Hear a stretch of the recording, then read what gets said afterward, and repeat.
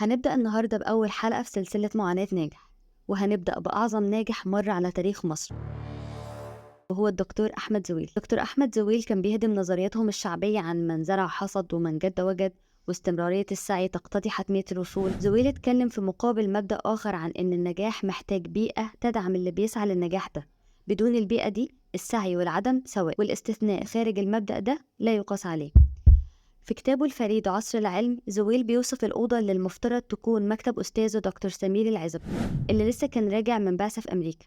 وقتها زويل كان لسه معيد في علوم اسكندرية، وبيوصف المكتب اللي الجامعة خصصته لأستاذه: كانت حجرة بالغة القذارة يصعب تصورها، كانت مخزنا للمهملات واتخذتها القوارض ملاذا لها، قمنا بتنظيفها وحشرنا فيها مكتب لدكتور سمير وكرسيين.